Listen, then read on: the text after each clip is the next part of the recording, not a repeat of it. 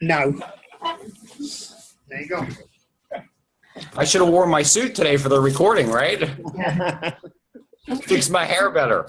Let me just do some quick introductions. So this is our team from Dale Carnegie, Northern England. So Nathan, Kelsey. Mark, if I could just interrupt quickly. When we do introductions, if you could, state who you are, where you come from, and your years in the industry. Could you do that for me? Yeah, so I'm Mark Thank you. from North England. I've got 25 years in sales, 28 years as a trainer. Wow. Thank you, Mark. All with Dale Carnegie. So I'm Nathan. I'm with the North of England as well. I've 12 years in sales, 8 years at Dale Carnegie. Thank you, Nathan. Hi, I'm Kelsey. I've got on and off sales experience for 6 years, but I've only been with Dale Carnegie for 4 months. How long again? Sorry? 8 months. 8 months. Well, welcome. Thank you very much. Good, glad you're here. Okay, so Graham, 15 years in sales, 9 years with Dale Carnegie. Nice to meet you, Graham. Nice to meet you. I'm Kirsty, and 2 years Dale Carnegie and about 6 years in sales. Fantastic. Nice to meet you. I'm Juliet, and I've got 20 years Dale Carnegie sales and other stuff. Nice to meet you, Joliet. Greta. Yes, can you hear me? Yep. Yep. I am Greta from Dale Carnegie, Norway. I have 10 years of experience from Dale Carnegie and 25 years of sales experience. And in Dale Carnegie, I do sales and training. Nice to meet you. Frederick.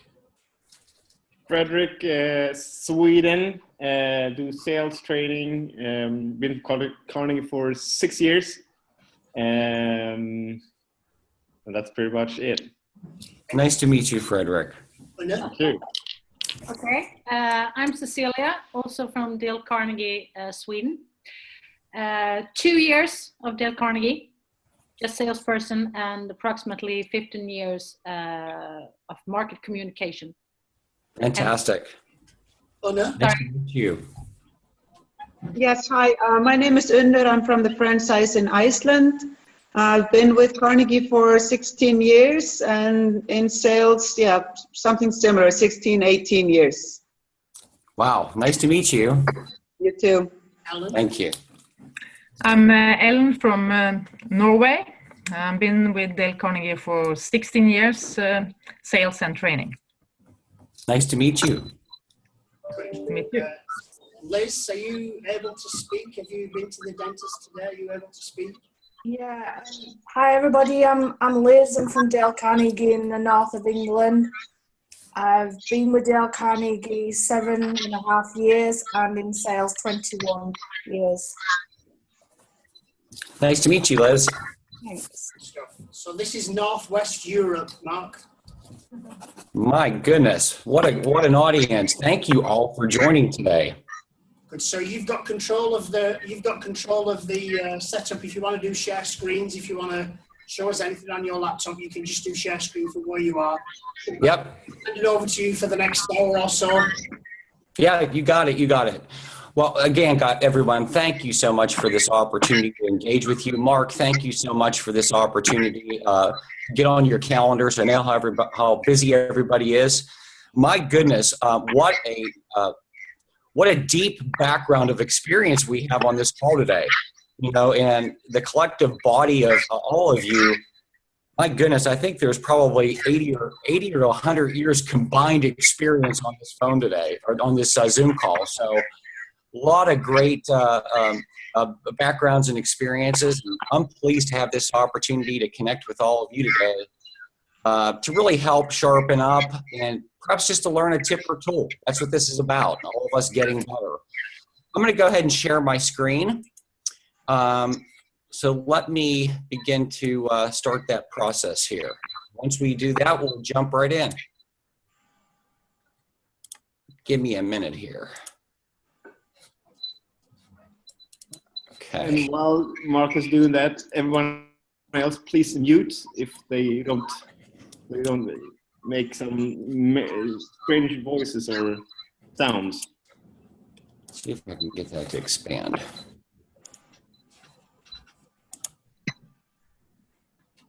It's fine now.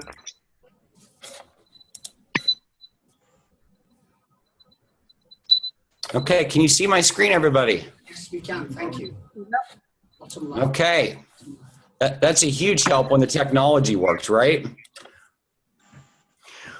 Well, again, guys, today we want to talk about selling value and selling to client decision criteria, and to really, again, give you the opportunity to learn a little bit about what I've done in my career, and really some direction I'm providing here to all the franchisees in the States in terms of how we interface with our clients.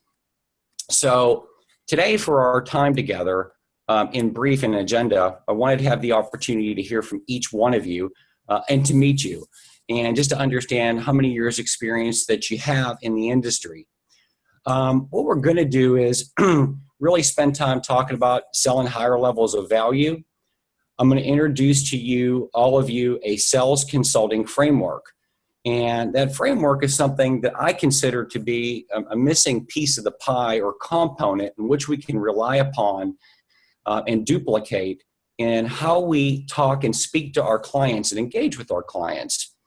In addition to that, we're going to talk a little bit about what you do with the information that you learn from clients, and really how to formulate a strategy to sell against decision criteria. I'm certain that for some of you on the call today, maybe all of you, there's not a lot new, but a different way to think. A different way to think about approaching our clients, a different way to have a conversation. And that different way, I think, really drives our competitiveness and really differentiates ourselves amongst the pack. Time and time again, when I run across the competition, and I know the industry well just from the States, the industry is becoming more transactional. And that's not necessarily a great thing. So these are the couple of bullets we're going to spend some time talking about today. Any questions about the agenda or our time together? I see a no. Okay. Well, let me talk to you a little bit about my background before we jump in here, which sort of leads to my surprise. I am Mark Pasaini, and I am the Senior Director of Sales out of Dale Carnegie and Associates in Long Island. When I first started here on November 18th, my title was Senior Director of Global Sales, with the idea that I would support all franchisees globally, which I still do, but not a primary focus. This year, my role has changed to Senior Director of Sales in the Americas. So I focus on North America, Latin America, and Canada. Now, when I got my start in the industry, it was back in 1993. So quite some time ago, 24 years back. And I started with DDI, Development Dimensions International, which some of you might have heard of, and you've probably run across them in the sales process from time to time. In 1993, I joined DDI as a marketing representative, really in a call center environment. And what I was doing was answering phones and following up on leads. So we had clients and prospects calling in, inquiring about DDI capabilities, our depth and breadth of our products and services. And the goal there was not only to provide outstanding customer satisfaction, but to drive lead generation and understanding what our clients were doing and passing those leads and working with salespeople in the field. I spent a short period of time in that area. I quickly moved up to senior marketing representative and led that team for a few years, but found myself in a position that I liked marketing, but I didn't like handing over the sale. I really wanted to follow it through and be a salesperson. So I decided to take an opportunity to be one of the first people in DDI history to be an inside salesperson. And I spent about a year in that capacity, and then had an opportunity to lead that team, in which we grew into a $12 million operation. But finally, I got to a point in my career where I thought, the inside sales thing worked well for me. I want to get out and see customers. I want field sales experience. So an opportunity presented from our senior president, our senior vice president of sales, and he said, "Hey, Mark, I'd like you to focus on our mid-market segment." And DDI segments their business by company size. And so he approached me and said, "Would you take on a role in selling to organizations of 5 to 10,000 employees?" And I said, "Sure, love to do that." So I began that journey in that role, and I had a $200,000 baseline of business, meaning that the prior year the clients had produced $200,000 in revenue. Well, at the end of the first year, combined, I produced $1.9 million of revenue. So DDI said, "Wow, that's impressive. Do you think you could build that?"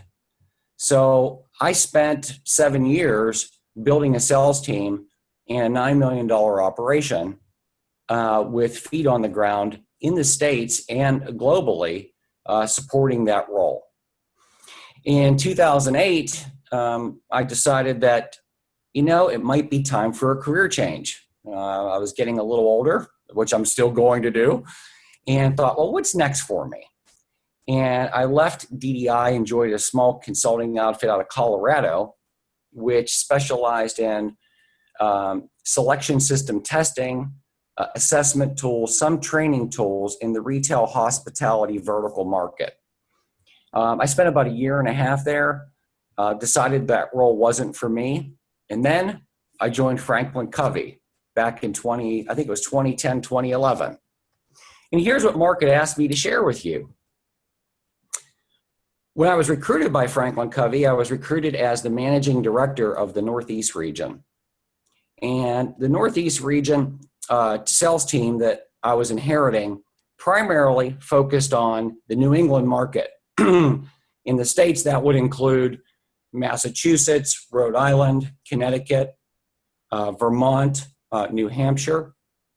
And when I joined there, they asked me point blank to turn around the market and the operation.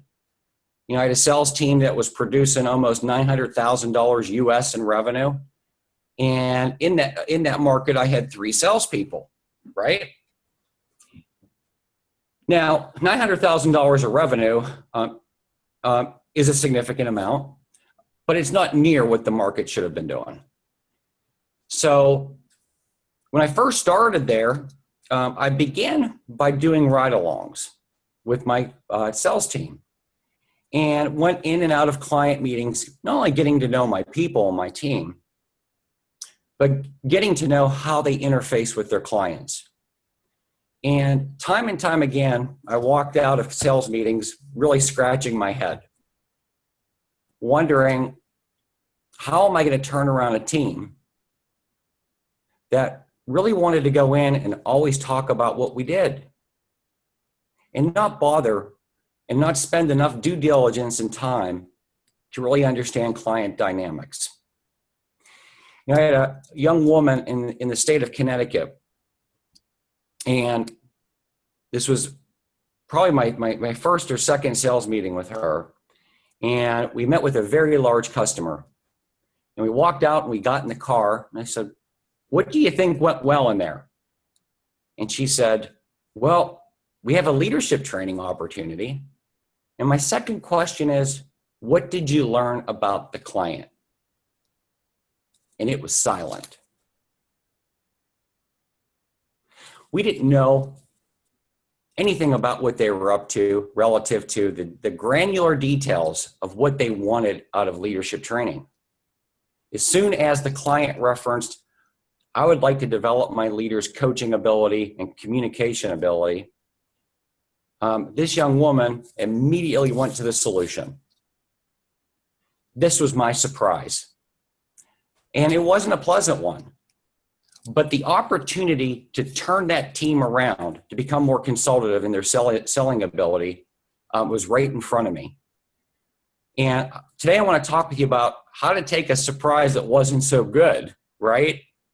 And how to and how easy it really was in the big picture to turn this team around, to be a team that produced over $7 million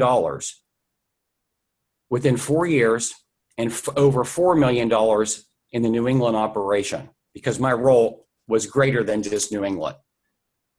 So in a snapshot, that's a little bit about my background. In a snapshot, that's a little bit about what I accomplished at Franklin Covey. I'm wondering, do any of you have questions about my work history at DDI or Franklin Covey? I'd be happy to answer any questions before we jump in further here.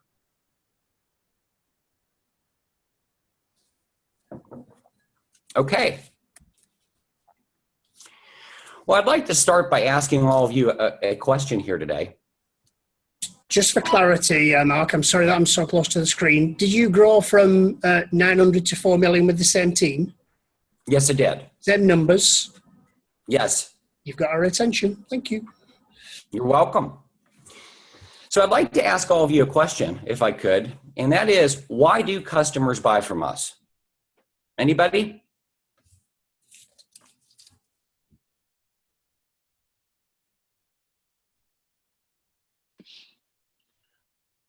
Frederick here. Hi, Frederick.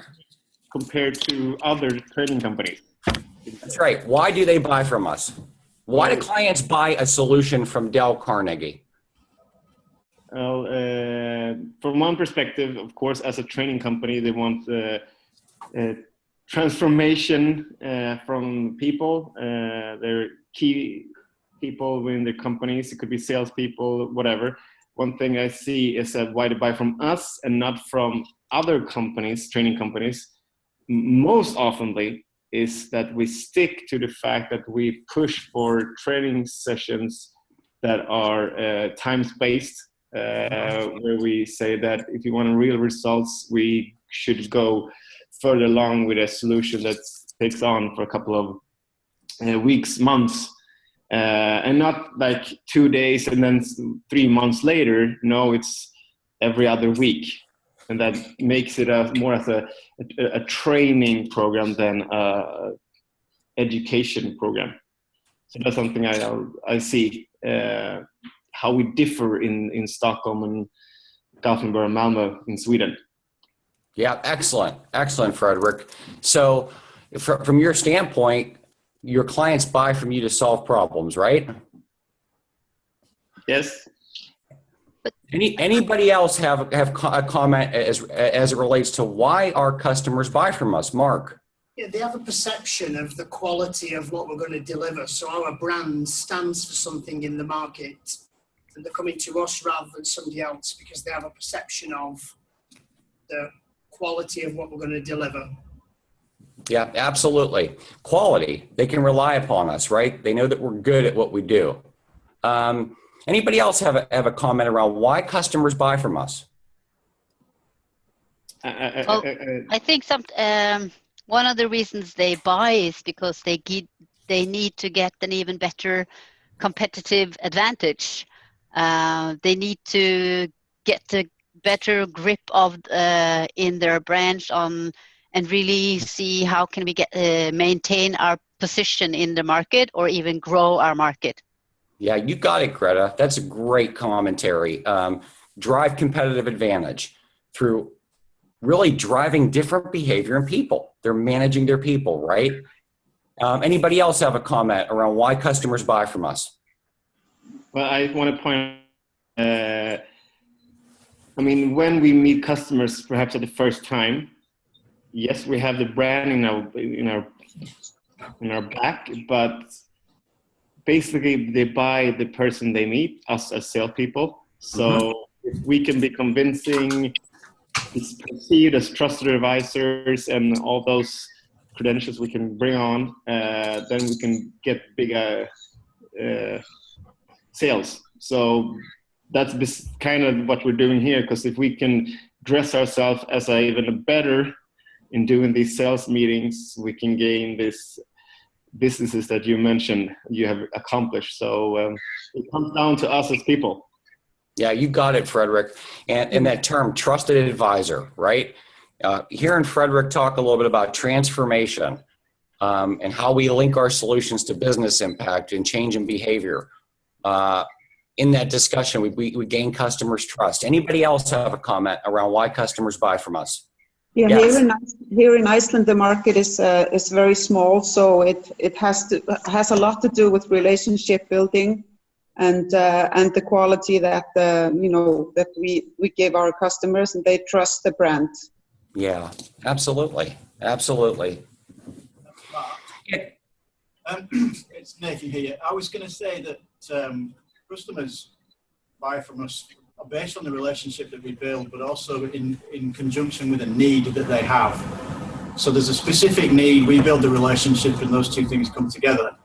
Interestingly though, when you first asked the question, my mind just went straight to the unique selling points of Dale Carnegie, and I kind of thought they don't buy for any of those reasons. But my head goes to that straight away. So yeah, delve into it further, it's for completely different reasons why they buy from us, ultimately because they have a need. Yeah, absolutely. Absolutely. They have a clear need, a job to be done, a problem to solve, right? Yeah. You know, these are all really great reasons why clients buy from us. And I really appreciate you guys having your head in this, right? Because these are really the right things to focus on. You know, it's transformation. It's a perception of quality. It's competitive advantage. It's they buy from you, right? People don't buy from people they don't like or trust. Trust is something we have to build through the sales process. And we build trust in a number of different ways, which we'll talk about, and build the relationship. Now, for today's purposes, you know, during our time together, I think you've heard the term pre-approach, right?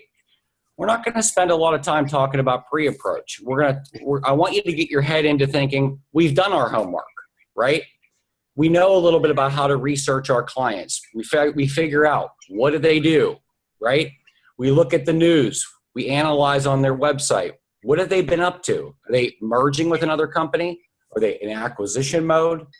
Well, if they're a publicly traded company, we try and get our heads around what do their financials look like to get a pulse on what's the health of the company, right? We'll look at the competitive landscape and understand who might be some of their competitors. We'll look at trends in the industry. Are they in a growing market? So some of the markets that are really great for our solutions, high tech, pharmaceutical, medical, banking, insurance, and finance, manufacturing. Now, I caution on manufacturing. Some manufacturing organizations are doing a little bit better than others, globally speaking. But we also need to consider about, you know, an internal review and a history. Have they bought from us before at Carnegie, right? Was it 3 years ago? Are they doing business elsewhere? We'll do a contact review in that pre-approach. Who are we speaking to today? Are we talking to the HR generalist? Are we at the senior vice president of human resources level? Are you in the OD department? These are things that we always figure out inherently. And based on the experience on this call today, I feel pretty confident that you guys think about these things, yes? Why is the pre-approach so important? Why is it important, guys? Context. So if we can ask the right questions. You got it. Ask the right questions. What else? Context. Context, yes. Anybody else? To show that we're professionals and we prepare. Yeah. If we're not going to prepare for the sales call, then we're probably not going to be very prepared in the training. Exactly. Exactly. You know, when we do our homework up front for significant client meetings, when we have the opportunity to prepare, we create that foundation for ourselves of being knowledgeable. And that knowledge comes across in conversation with the client. When you can speak to the happening, knowing the industry that they're in, knowing that vertical market that they're in, it shows more care, right? It shows that we're knowledgeable. It also helps us to prepare reference points. You know, when we're talking to a client and we're interfacing with a client, isn't it helpful to have a success story to share in that vertical market? Because there's that moment of credibility, that moment where that comes up in the sales process where the client is asking, have you done this before? And when a client asks if we've done it before, there's nothing like being able to say, yes, we have. We've done it with Hilton, or we've done it with SAP, or we've done it with a Bank of America, or we've done it with a General Motors or a Toyota, right? These are those moments in which we have credibility, and doing our homework before we get there is absolutely imperative. Now, we're not going to spend a lot of time talking about homework. I think the experience on this call, we all understand the value of it. Now, when we're in the sales process, we run across a number of different buyer types, right? And I'm certain that you guys are pretty familiar with different buyers. You know, there's that of the economic buyer. That's the person that usually has the budget and can say yes, right? Or we run into different buyers like a coach who's just an advocate. It could be somebody that took the Dale that wants to get you places in a company. Or we have a user buyer. Maybe that's a facilitator. All they're doing is delivering a solution, right? Or that of a technical buyer. And we run across technical buyers in the digital business quite often. You know, those are the people who are saying, how can you work with our learning management system or LMS, right? These are people who are called in maybe on the OD team to understand, does that solution really align with our core objectives, our values, right? Our competencies. And they're checking those boxes. But this is important framework for us always to keep in mind in terms of when we're sitting down in front of a client and asking, what is their role? Who do you make decisions for, right? Why would that be important?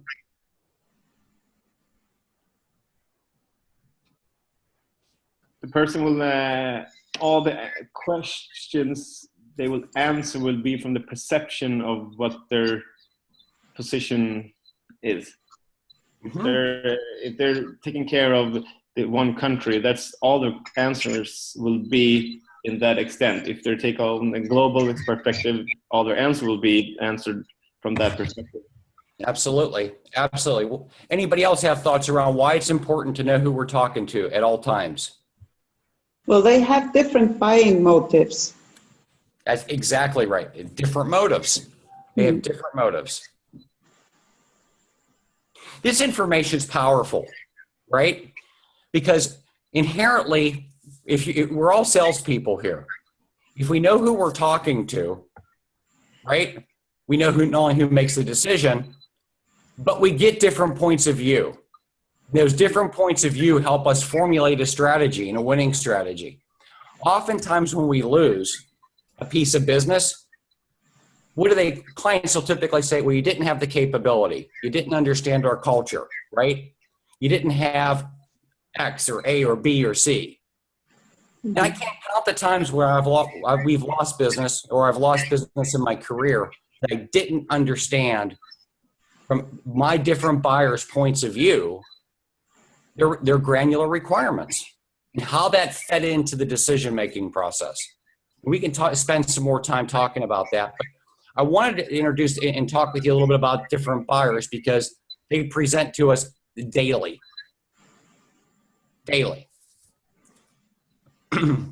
So the big question is, how do we differentiate ourselves against the competition, right? We have major competitors in the marketplace. You have companies like a Franklin Covey. Yes, we have companies like DDI with a strong global presence. We have companies like Korn Ferry that we run up against. We have companies like Achieve Global, which is now, I believe, under the Miller Hyman umbrella. We have significant competitors out there. And respectfully speaking, they bring good solutions to the marketplace for certain jobs to be done.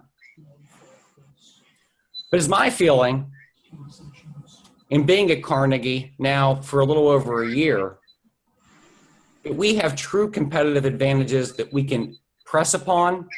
We have true competitive advantages that our competitors do not have, which I'll talk with you about. And if we do one small thing globally, which is apply a good sales consulting framework in how we engage with our customers, I promise you it's not only going to differentiate our company, but it's going to differentiate each one of us amongst the pack. Because if you take a step back and analyze a client meeting, right? You come out of a client meeting and you think, what went wrong in there today? You know, did you ever have one of those that don't go well? You sit in the car and you think to yourself, oh my goodness. And typically when it goes wrong, it's because we either weren't prepared, we jumped to a solution too soon, we didn't ask the right questions, or we didn't know what questions to ask, right? And this really helps provide that framework as a strong arm of support that we can rely upon and grab onto no matter where we are in our career trajectory. That's what I want to talk with you about. So, you know, typically in the sales consulting process, which we engage with daily here, there are 4 things that go on, and they're right at the top, right? Now, I'm going to talk with you about each one of these. But my big question is to you, when you walk into a client meeting, where do clients start? What do they typically start with? What do they tell you?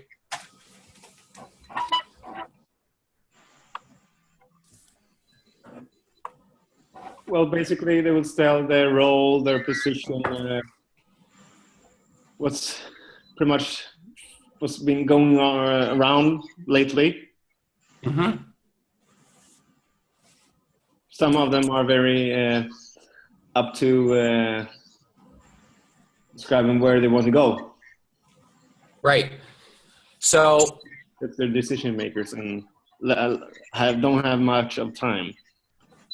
So Frederick, if I'm a client sitting there talking with you across the desk, what am I typically articulating? Is it my goals, or am I on the outcome side of this? Well, it depends. Some of them are decisions. Sometimes the more higher decision makers, they could be very frustrated. I want to go there. My organization aren't there. Help me.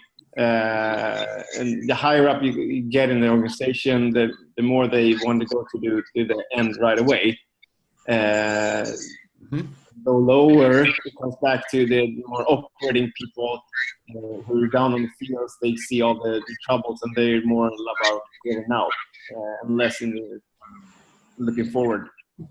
So it depends. Yeah, absolutely. Anybody else have a comment? You know, what do clients typically start talking about when you're first engaging in an opportunity with them? I think we get into conversations about challenges. You know, what's going on, what's hurting, what's not working. That tends to be a conversation we get into fairly quickly around challenges. Yep. Yeah, absolutely. They're talking with you about challenges that are presenting, right? And specific problems at times that need to be solved. But here's what I found. You know, you heard me talk a little bit about my surprise at Franklin Covey with my team, right? Clients typically want to start on the back end of this.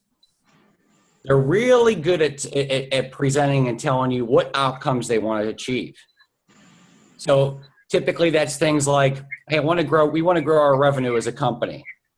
We want to drive productivity. One that we hear quite a bit today is we want to drive quality or customer service. If you're in the banking, insurance, finance vertical market, customer service is paramount. They want to differentiate their business through their people, right? Or they're saying, I want to increase market share. I want to ensure the success of my expansion. They also start talking about, I want my turnover to go down. I want retention to go up. I want to develop teams. There's a whole host of things that present. And if you roll back what I said earlier about my surprise at Franklin Covey, here's where typically salespeople will jump to the solution. They think they have enough. There are salespeople that think they have enough right here. As soon as they start hearing, well, I need effective leadership. Well, we inherently want to tell people what we're good at because we're good at so many things. We're good at so many different things. But we miss the bigger opportunity. And that bigger opportunity is to take a step back with our clients. We talk about the outcomes and how critical and how important they are. But we take the next step, and that next step, my computer isn't clicking. That next step is really to talk about what is happening in the business landscape. What are the business goals? Why is this important, guys? Why is it important that we're spending more time talking about what the business really wants to achieve at a granular level?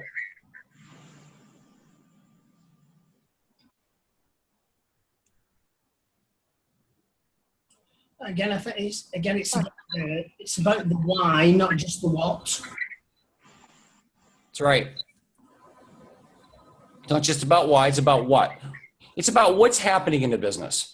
So if you want to grow, if clients are presenting to us on outcomes and stating, I want to grow my revenue, I want to drive operational efficiency, we want to drive market share, my question to them is, talk to me about what's driving that. Why is that an important business goal and objective? How critical is that business goal and objective to be realized, right? What's at risk? What's the risk here? Because if there's no risk, why would a client do it? Why would a client invest $10,000, $100,000, $200,000, $1 million in a solution with Carnegie if there's no gap to close? Think about it. If I came to you and said, hey, Frederick, we're going to offer you some leadership training. We want to train all your supervisors. If there's no risk, why would you buy from me? Why would you buy from me? And that's what I'm talking about here, is really doing the due diligence to understand granularly what is pushing on the initiative, why it's so important, what's the job to be done. If success is realized, what's the gap? What's the gap you're trying to close? Because if there's no gap, you won't do it. When clients present to us as well, they start talking about cultural priorities. Talk to me, you're talking to a client, talk to me a little bit about culture. What do you have? Have you done an assessment? Have you done an engagement survey? How will you be able to diagnose this and pick the top 2 or 3 things to write a training prescription around? What I'm coming at here, everyone, is this.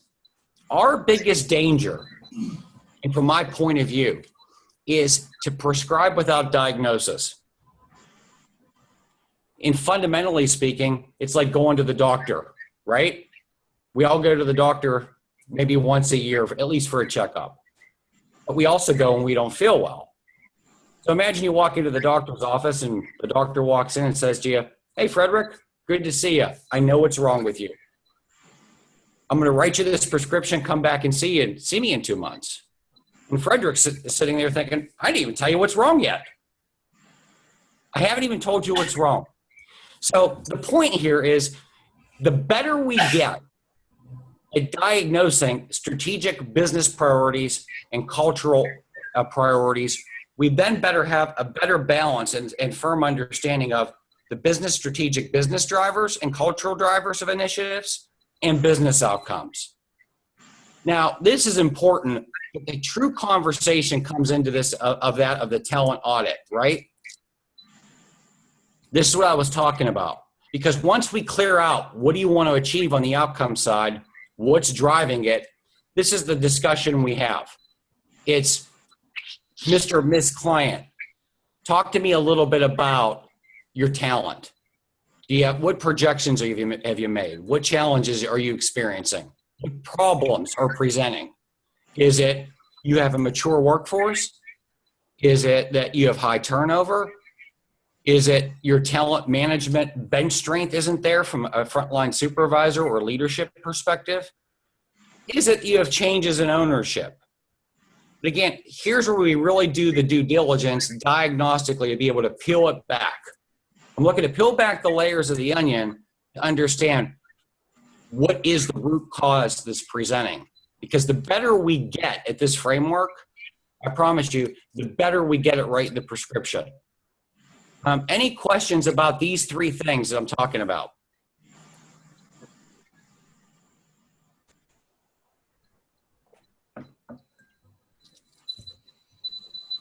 Seem like a pretty simple process flow? Yeah. Okay. So again, in discussions with clients, fundamentally, these are the exact things I trained with my team at Covey. It was always to be focused on business goals, business outcomes, and assessment of talent granularly. Because when we walk out the door, again, the more we know, the better we are.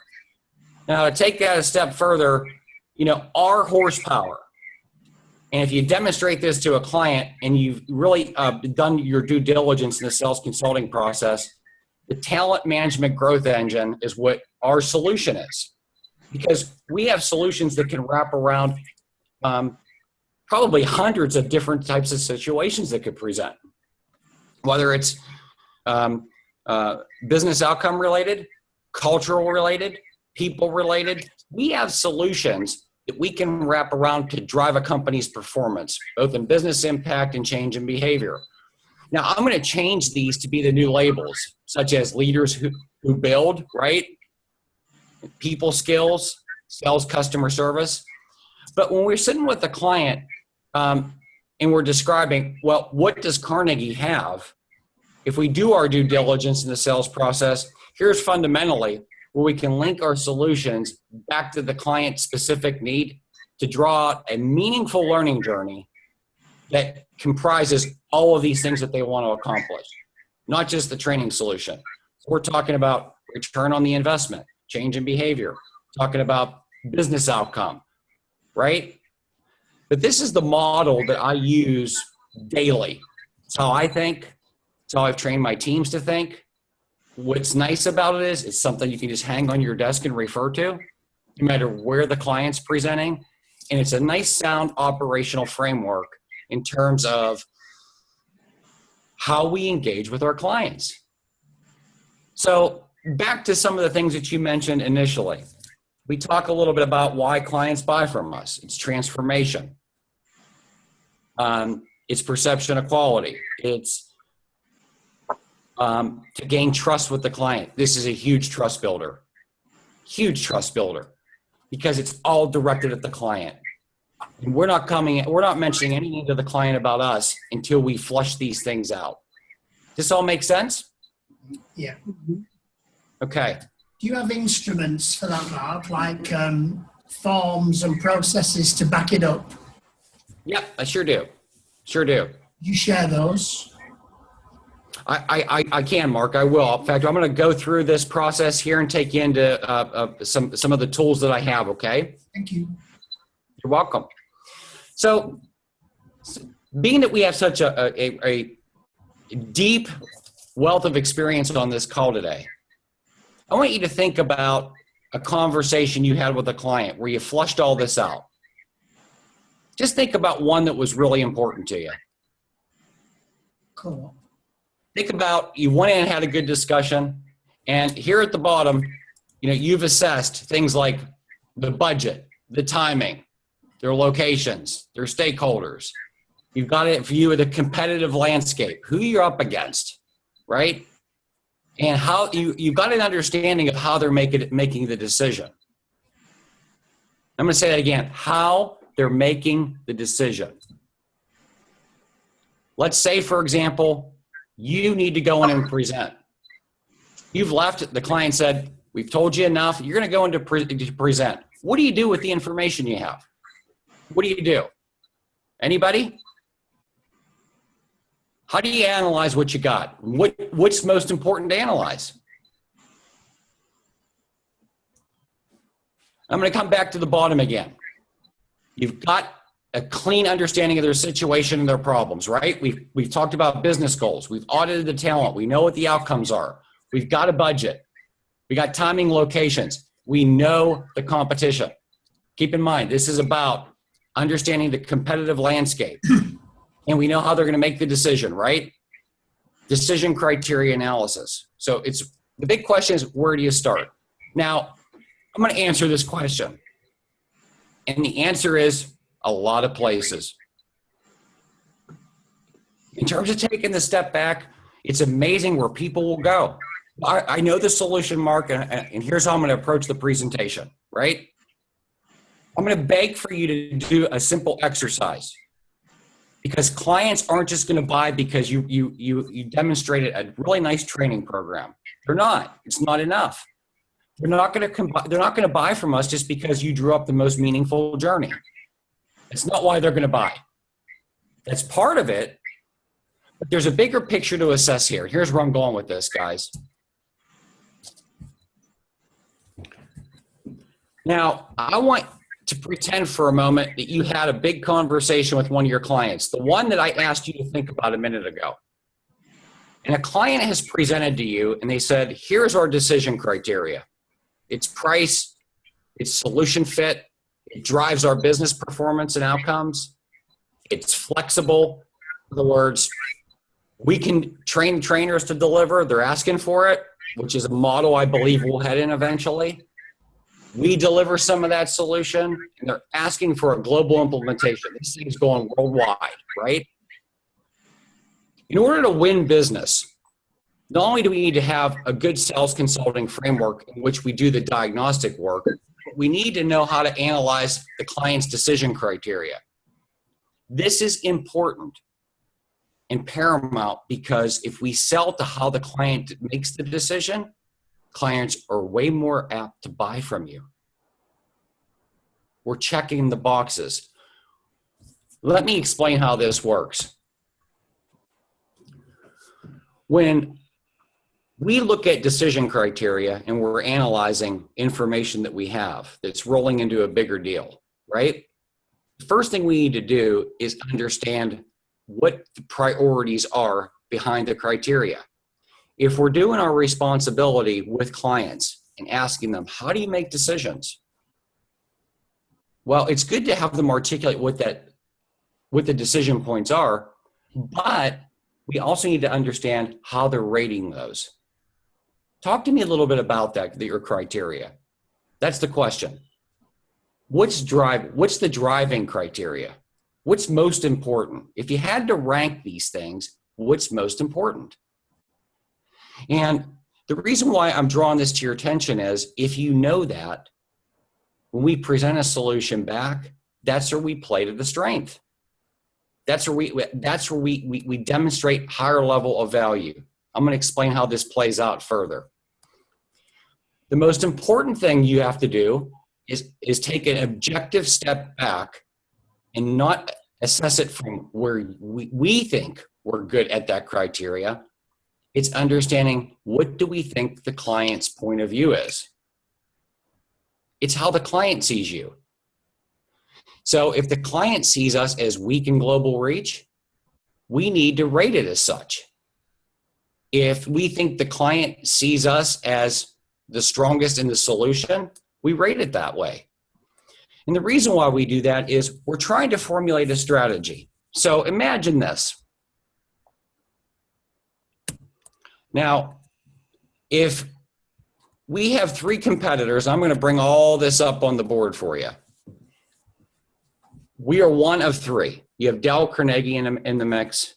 You have a Franklin Covey. I'm at the top of the screen, guys. And you have a DDI.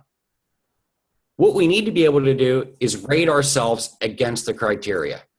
So if you follow me down the Carnegie column under price, I rate it for purposes of a hypothetical. I'm rating us as weak. Meeting specs, I'm rating us as competitive. You can see the keys on this diagram. Train the trainer, I'm rating us as weak. From a network global reach, I'm rating us as dominant, right?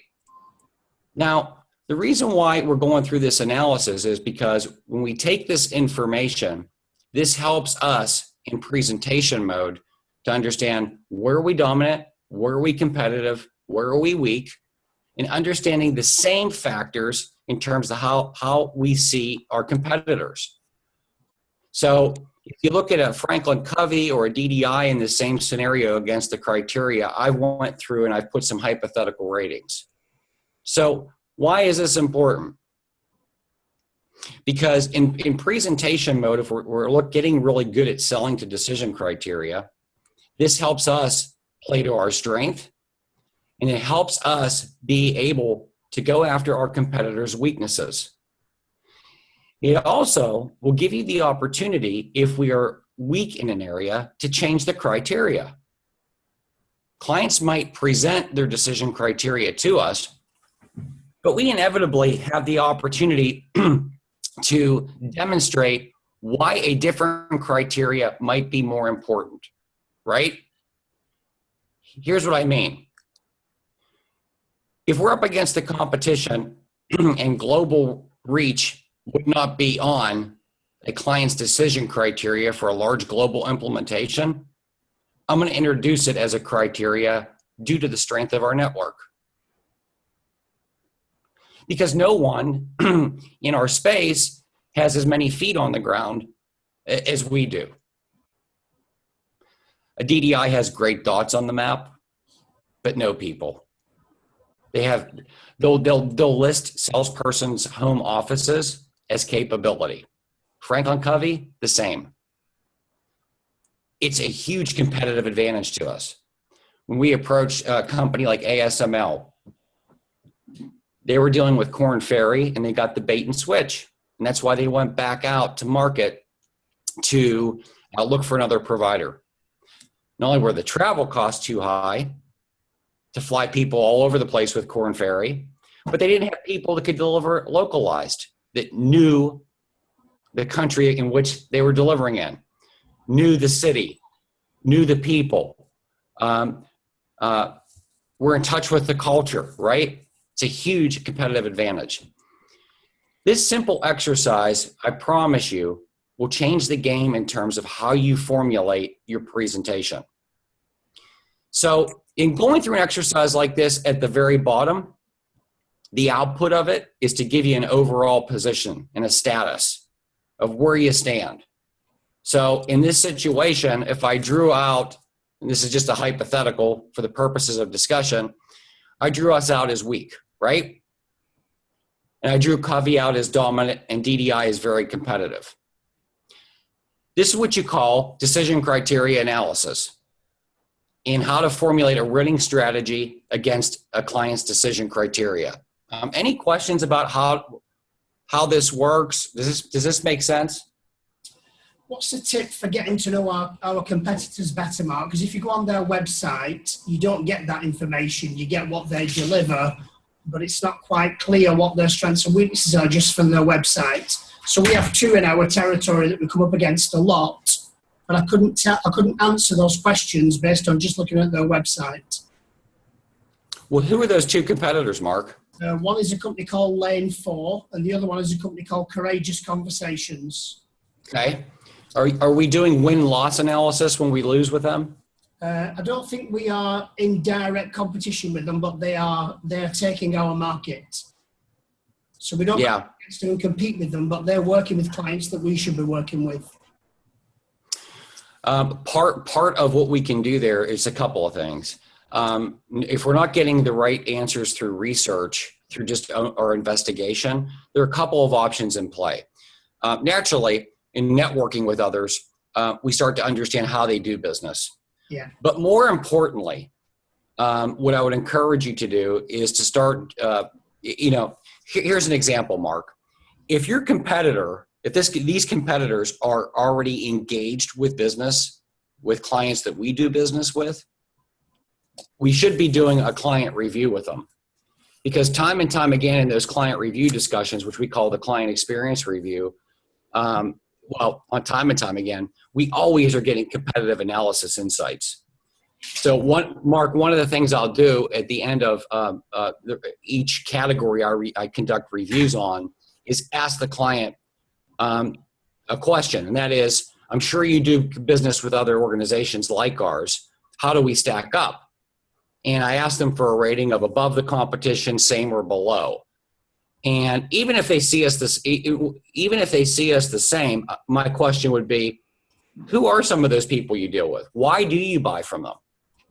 And what I'm looking to do, Mark, is gain insights from our clients, because clients' perception is really reality.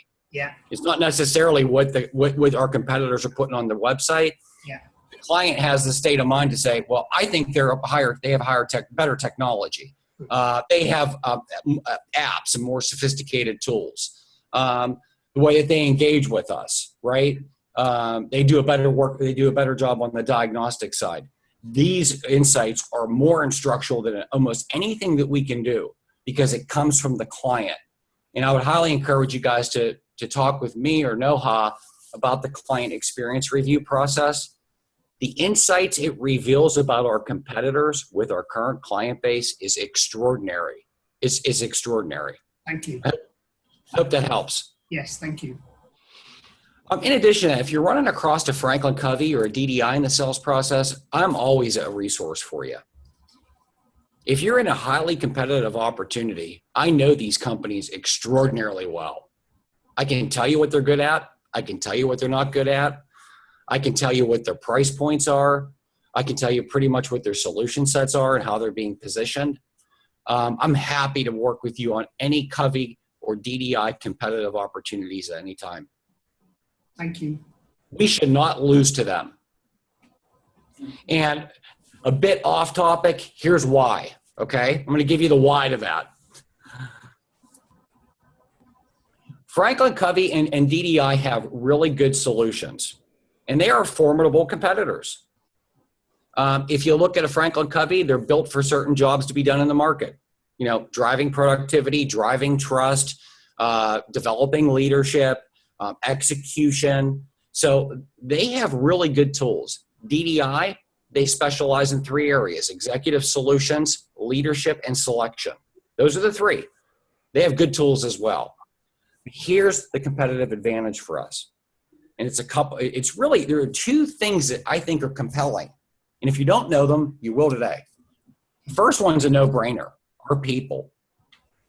Nobody has the reach that we have. Nobody has the quality of delivery that we have. And we all know how to evidence that, right? But compellingly speaking to the client, if you want a training program on delegation, and that's all it is to you, I welcome you to go to a DDI, or I welcome you to go to a Covey. But if you truly want to change who people are, and if you want to change your business at the same time, that's our competitive advantage and our sweet spot. Because we treat it much different. It's not just about a business solution or a professional skill set. It's about changing people. And if you think about it, and I know I'm preaching to the choir, right? Look at the Dale course, what it does for people. What do people typically say first? How it's changed their life. And then also changed who they are professionally. You talk to people who went through an HIP course. It's bigger than just what it does for them in their work life. It changes how they present solutions to problems to their kids, right? You look at leadership training for managers. Bigger than just a solution for business. This is a huge advantage for us. And our competition has a problem and a big challenge being able to speak in those terms. The closest a Covey comes to it is with their Speed of Trust program. It is a very, very good solution. It is a hard solution to beat, but we can beat it. And it's a solution I know very well. But I just had to make that comment. Any questions before we move along here? So do you think our methodology of developing the person as well as developing their skills, is that as unique as we think it is in the market? I do.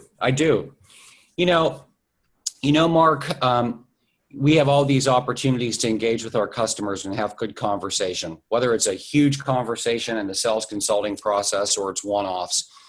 And time and time again, when I'm in front of clients, you talk with them about what their goals and objectives are and their people challenges. And when we have demonstratable, meaningful tools and ways to change people, the math is pretty easy for a client. You know, you ask a question. You're in front of a client. You say, "Let me ask you a question. If we can relate this solution to changing not only who these people are at work, but making demonstrable links to how it will change who they are as a person in their personal life, what would that mean to you as part of the solution and the equation? I've never had a client say there's no value in it. In fact, clients typically say, if you can relate it to a person's everyday life and hit the ball out of the park in a professional skill building tool set, that's the key. Because if we can take that skill set and apply it in everyday life, it sticks. The ROI is much harder, right? It's easier for them to understand and try it on and practice it. You think about the Dale and how universal those principles are, right? Whether I'm talking to you, Mark, if I'm talking to my daughter, if I'm talking to a business partner, if I'm talking to a client, these things transcend just the bigger professional skill building course, right? It's larger than that. It's bigger than that. And we have a responsibility, an enormous responsibility, to make sure we're selling that value and talking about transforming the whole person, right? Not just part of who they are. Does that make sense? Yeah. Questions?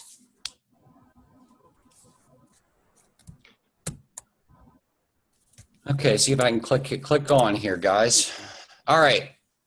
So we talked a little bit about the sales consulting model and how we should have conversations with our clients.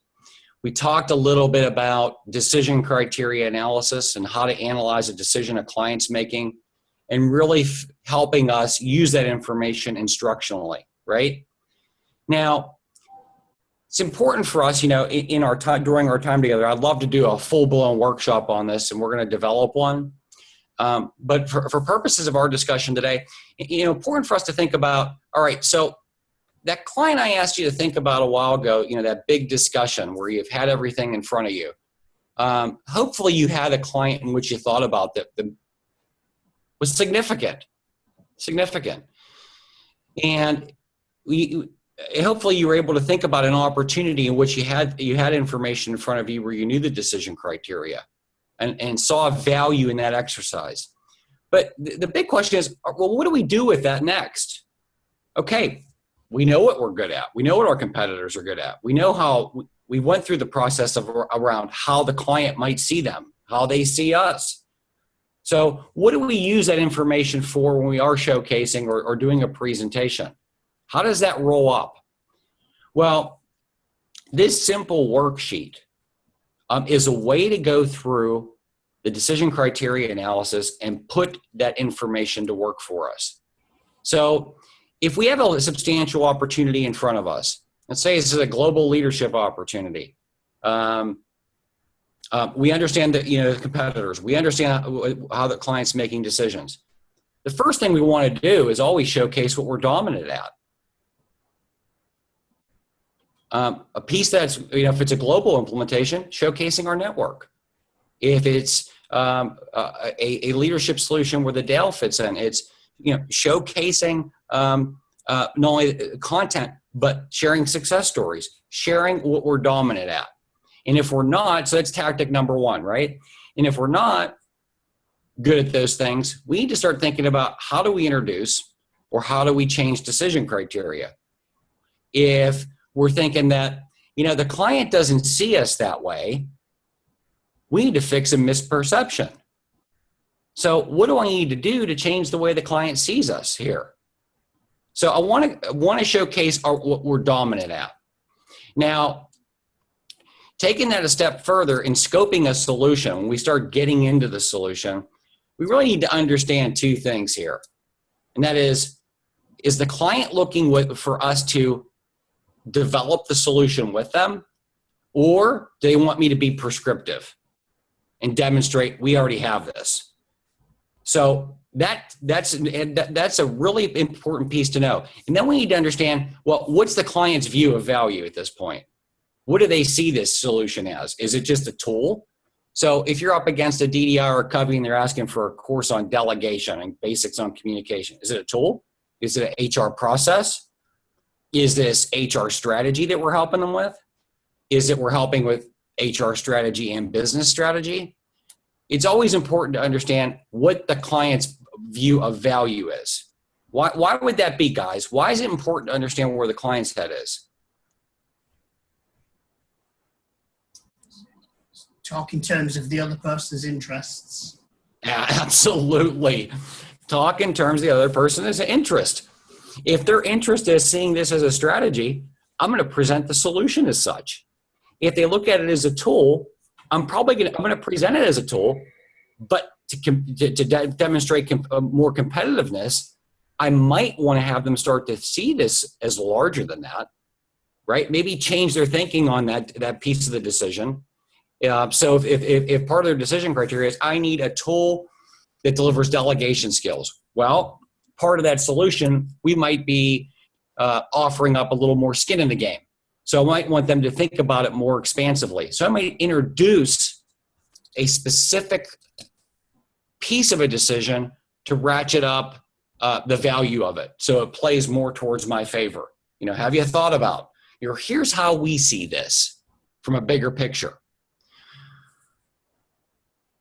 So in scoping the solution, and we understand holistically what a client wants to do, we're using this framework of thinking around what are our tactics going to be. If we're weak on the decision, how do we introduce or change it?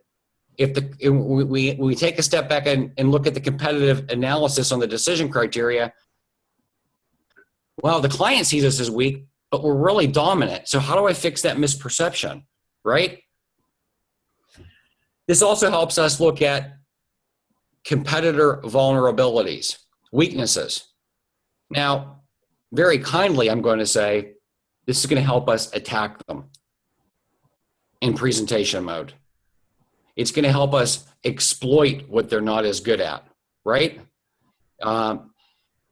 We have a genuine opportunity for larger business engagements if we understand what our competitors' weaknesses are to play against them. And I always use it as an example because it's an easy one, and that is global footprint and capability. I can't stress it enough of how often we downplay it. Well, we have a strong global franchise network, and we leave it sit there. It can't just sit there. It's got to be demonstrated. If you look at DDI, they'll pull up their whole map of the globe, and they'll have dots all over the place, right? So what?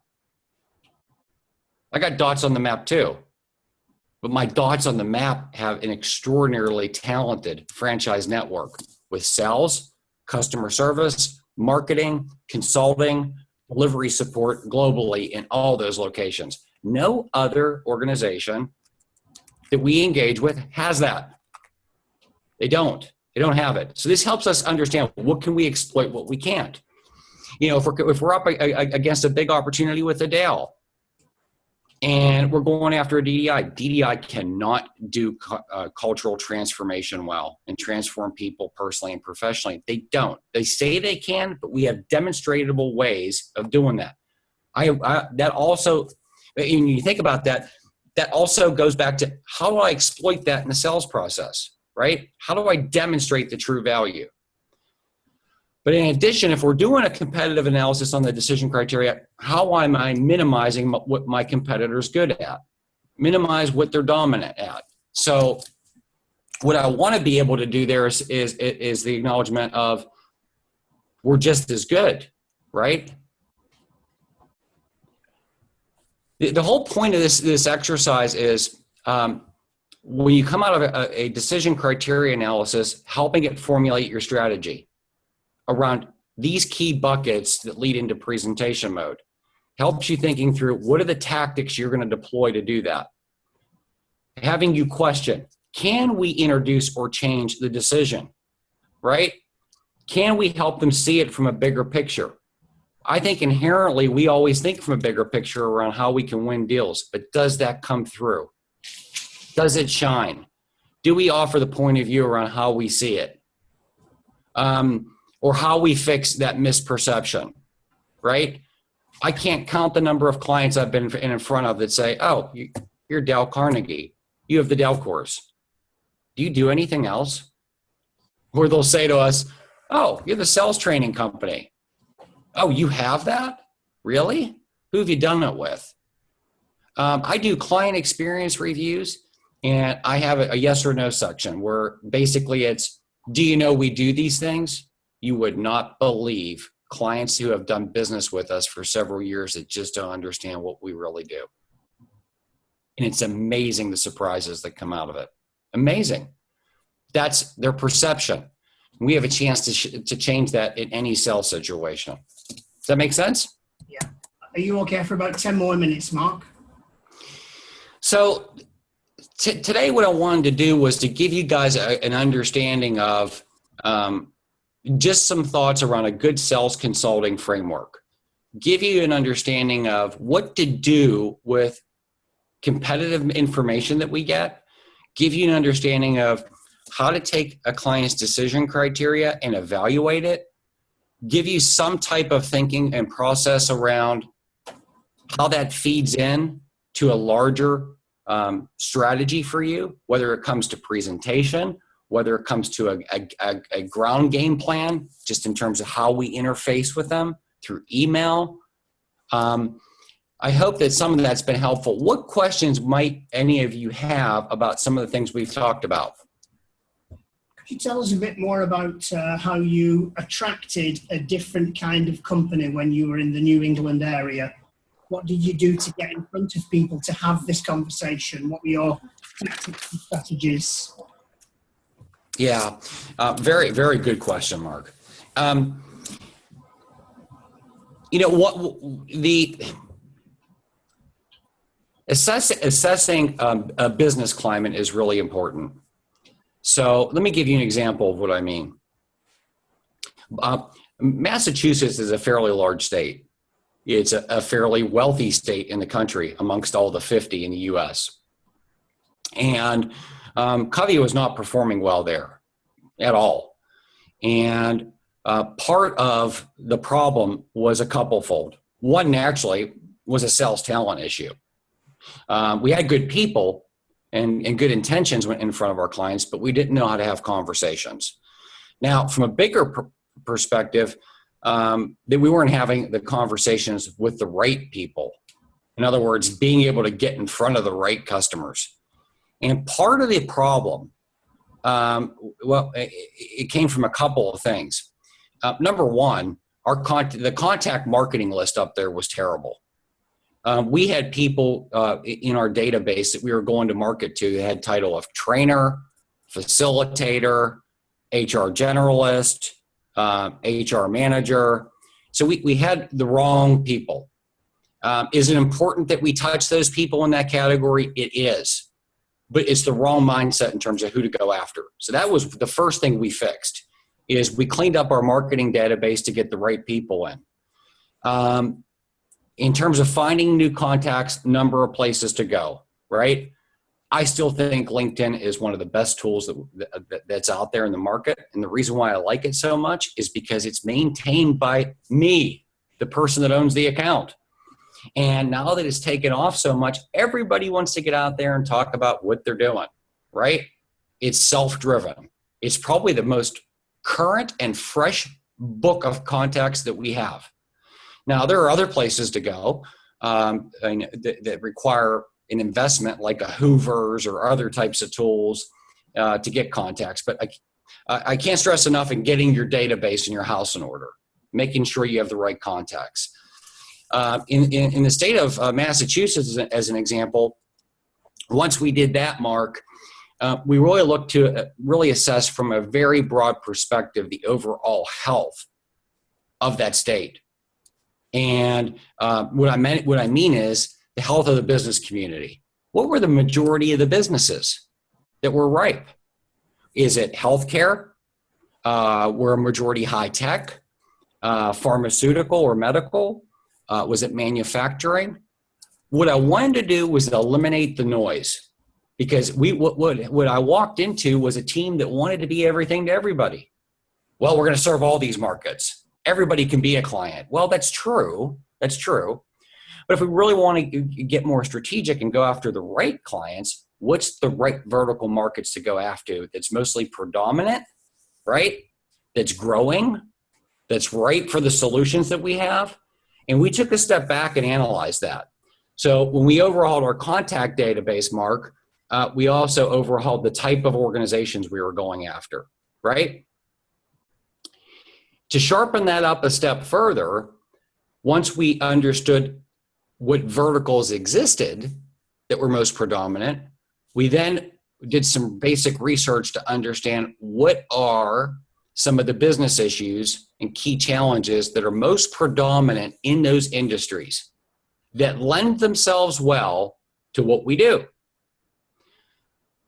And what we found up in the state of Massachusetts, as an example, were a couple of themes. The first was there were a lot of organizations in those verticals that were focused on building culture. They were focused on building engagement. They were focused on business growth, in other words, expansion.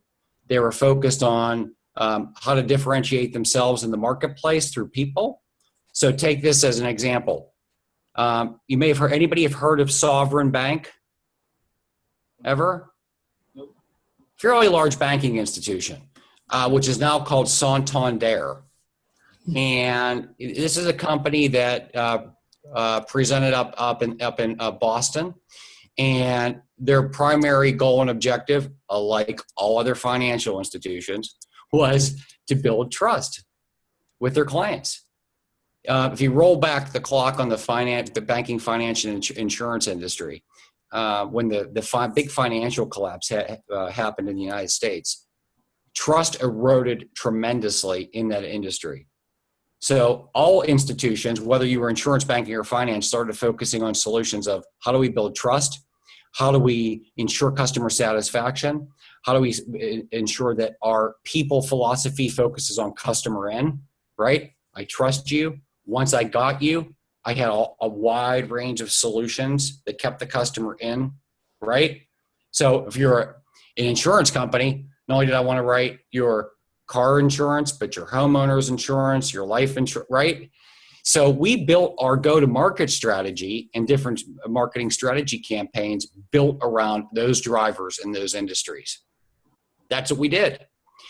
To cap it off, Mark, what we did, because we knew in the market in Massachusetts was ripe for certain solutions, we built marketing campaigns that focused on having events. So we would come up with an event strategy. We would invite customers out. We would give them an experience with the content and also develop a business case that answered the question, why would you engage us in the first place around that solution? And what we found is there were a couple of reasons why folks bought from Covey. One, they were certified before in the content, so they came back. Two, they had a referral. Three, somebody was a participant somewhere. They had an experience. And when we cracked that code and we had an event strategy wrapped around that and branded it in a marketing campaign, Mark, it was amazing, the outpour that we had of folks attending events. That's how we did it. That's the long answer, but that's how we grew that market. We've just got about 5 minutes left, Mark, if you don't mind. Sure. 5 minutes left. Any other questions from anybody? Mark. Could be about what we talked about or my experience. Yes. Okay, Mark. Yes. Is it typical of the US market that they will divulge competitor information as to who you're competing against? Yeah, I can't say. You have to know how to get it. So I have to say 50% of the time we get that, 50% we don't in the sales process. It just depends. I can't say that it's a standard norm. What's it like where you're at? I think most clients would be reluctant to tell you who the competition is. Yeah. Okay. I think we're also reluctant to ask. Correct. Okay. Let me do something here. Can you still see my screen? No.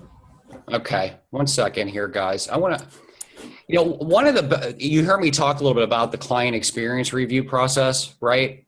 And one of the ways to really get good competitive insights is through this review. Now, it's important to know. Oh gosh, wrong document. It's important to know that the client experience review process really only works for clients who have bought from us, right? So, can you see? You can't see my screen yet. Is that right? We can't see it, no. No, that's not it. Why isn't it pulling it up? I can't get it to show for you guys. Here's what I was going to tell you. The client experience review process, if you have clients that you're actively engaged with active business opportunity, let's say they've done a complete engagement. If they can speak to key performance indicators of how we engage with them to understand their business, the quality of our facilitators, the results, at the end of each one of those indicators that we talk about or we review with our clients, I ask them for a competitiveness rating. You probably heard me say this earlier. So I might say, hey, Mark, appreciate your thoughts around how we understood your business at the inception of our engagement. I'm sure you deal with other companies like ours, yes? And that answer is typically always yes. How do we stack up? We about the same, above or below? And the follow-up question has to be, who does it better, right? Who else do you deal with that does it the same as us? And it is extraordinary what clients will state to you. I was in front of a client just a couple weeks ago. It's called FINRA with Daryl Glick. And the client turned around in her desk, handed me her entire training plan for the year that had each competitor listed. And she went through one by one, and told me exactly what the engagement was, how they were interfacing with them. It was extraordinary. And that information is so darn powerful for us. Can you send us that form, Mark? If you send it to me, I'll pass it on to everybody else on the call. Yep, I sure can. So that's how we get that data at times. When opportunities present, that we do have the opportunity to ask them, hey, who else are you looking at, right? But there are clients that aren't going to tell you. That's the reality. Other questions? I think we're all set, Mark. Well, guys, I really appreciate you taking the time. As you can tell, I probably broke about every HIP rule today. I'm not a facilitator by trade, but hopefully this was helpful in one way, shape, or form or another. If I can ever be an asset to any one of you, please don't hesitate to reach out to me. I'd be happy to help you with any opportunities that present, help you think through a strategy or a tactical game plan for a significant opportunity. My role and my title might say Americas, but my heart and my mind are wrapped around us globally. I want all of us to be able to, work together, and my goal is to see all of you be successful. So anything I can do to help you, please feel free to reach out to me. I'm really happy to do so. I think what we like about what you've done today, Mark, is you take a very scientific approach to selling, and it's the thinking behind that I think we just get a bit more access to, because you are far more scientific about your approach than we are, and that's probably why you've been successful in the way that you have. I appreciate that, Mark. It's a different way to think through some things. I will tell you this, while you can't pull out the pen and paper for every one of these opportunities, the thought process after you've done it a couple times is up here, and you just start applying it, for the smaller type of deal. And it is really helpful and insightful and instructional to some of the things that you would do. Again, I'm happy to help you at any time. I welcome you to call me or email me. Let's do great things together. Good job. Thank you, Mark. We appreciate your time. Oops. You're welcome. We appreciate your time and your insights, and we'll catch up with you again. Thank you, Mark. All the best. Appreciate it. Thank you, everybody. Thanks, everybody, for being on the call. Hope you found it useful. I'll send you the recording. See you later. See you. Cheers. Thanks, Mark. Thank you. Thank you.